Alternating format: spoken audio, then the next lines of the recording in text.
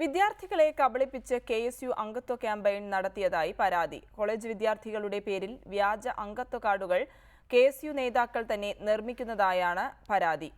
മറ്റ് സംഘടനകളിലെ വിദ്യാർത്ഥികളുടെ പേരിൽ പോലും അംഗത്വ വിതരണം നടക്കുന്നുണ്ട്.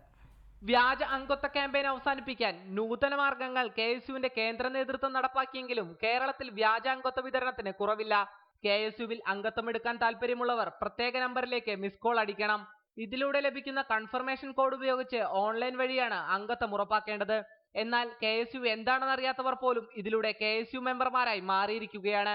വിദ്യാർത്ഥികളുടെ മൊബൈൽ ഫോൺ കരസ്ഥമാക്കി നേതാക്കൾ തന്നെ വിദ്യാർത്ഥികൾ അറിയാതെ സംഘടനയിൽ അംഗത്വം എടുത്തു നൽകുന്നതായി വ്യാപക പരാതിയാണ് ഉയർന്നിരിക്കുന്നത്.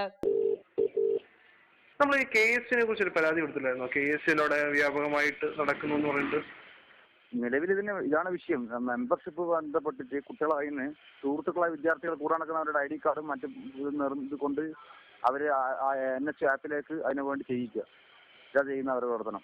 എൻ്റെ മൊബൈൽ ഫോൺ മോഷ്ടിക്കപ്പെട്ടിട്ടാണ് ചെയ്യാൻ വെച്ചെടുക്കുന്നത്. മൊബൈൽ ഫോണ് അവിടുന്ന് എൻ്റെ ക്ലാസ്സിൽ തന്നെ പോയി കുത്തി എടുത്തു കൊണ്ടുപോയിട്ട് ഇസ്കോ അടിക്കുകയും എന്നിട്ട് അതുപോലെ ബന്ധപ്പെട്ടിട്ട് ഇങ്ങനെ വ്യാജ ID കാർഡുകൾ നിർമ്മിക്കുന്ന രീതിയുള്ളത്. സംഘടനാ തിരഞ്ഞെടുപ്പിൽ വോട്ട് ചെയ്യുന്നതിനും മത്സരിക്കുന്നതിനും ഓൺലൈനായി ലഭിക്കുന്ന തിരിച്ചറിയൽ കാർഡ് നിർബന്ധമാക്കിയിരുന്നു.